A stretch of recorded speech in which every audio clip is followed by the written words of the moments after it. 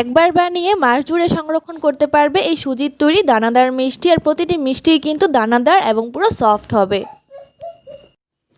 আর এই মিষ্টি এতটাই সুস্বাদু যে একবার খেলে কিন্তু তোমরা রোজ বানাতে চাইবে। এবার এর মধ্যে দিয়ে দেব 1 টেবিল চামচ মতো বাটার।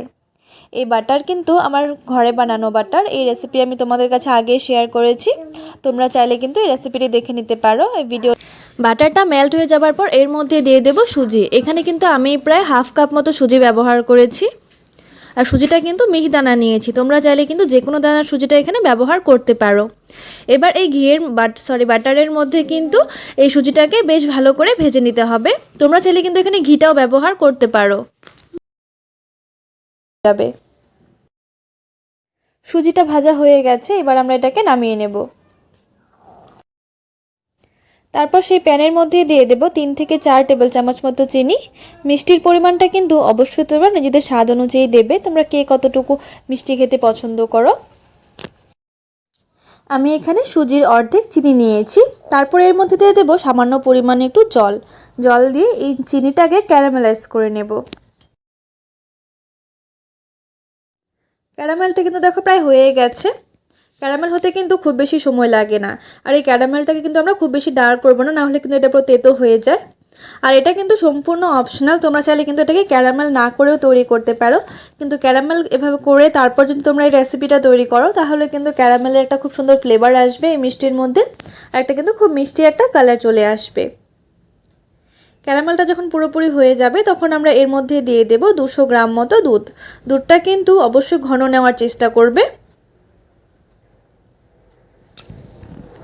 দুধটা দেওয়ার সাথে সাথে ক্যারামেলটা জমে যাবে, কিন্তু অল্প কিছুক্ষণের মধ্যে কিন্তু ক্যারামেলটা পুরো মেল্ট হয়ে যাবে দুধের সাথে।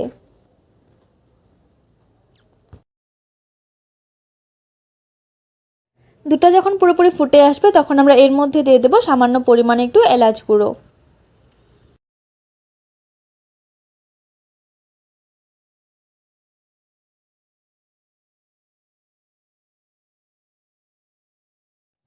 তারপর এর মধ্যে দিয়ে দেব ভেজে রাখা সুজি।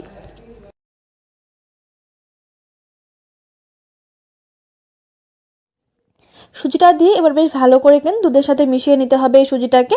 আমি যেহেতু এখানে খুব বেশি দুধের ব্যবহার করিনি, তাই সুজিটা কিন্তু খুব অল্প সময়ের মধ্যে পুরো ড্রাই হয়ে যাবে। আর এখানে কিন্তু অবশ্যই অল্প দুধেরই ব্যবহার করতে হবে, খুব বেশি দুধ দিলে কিন্তু এটা সুজিটা একদম পুরো গলে যাবে, দানাদার তৈরি হবে না। আর দুধটা কিন্তু অল্প নিলেও যথেষ্ট ঘনও নিতে হবে। যদি তোমাদের দুধটা পাতলা হয় সেক্ষেত্রে তোমরা মিল্ক পাউডার ব্যবহার করতে পারো। সুজিটা কিন্তু অল্প কিছুক্ষণের মধ্যে দেখো অনেকটা পরিমাণে ড্রাই হয়ে গেছে। আর এটা কিন্তু একদম পুরো দানা দানায় রয়ে গেছে, সুজিটা একদম পুরো কিন্তু গলে যায়নি, তোমরা দেখে বুঝতেই পারছো।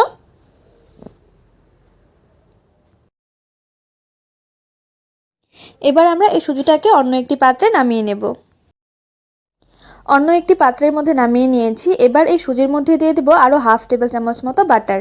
তোমরা চাইলে কিন্তু ঘি দিয়েও এই সুজিটাকে তৈরি করতে পারো, কিন্তু আমার ঘিয়ের থেকে এই বাটারের ফ্লেভারটা বেশ ভালো লাগে, তাই এখানে আমি বাটার দিয়ে তৈরি করছি। এবার এই বাটারটা দিয়ে কিন্তু হালকা হাতে সুজির সাথে বেশ ভালো করে মিশিয়ে নিতে হবে বাটারটাকে।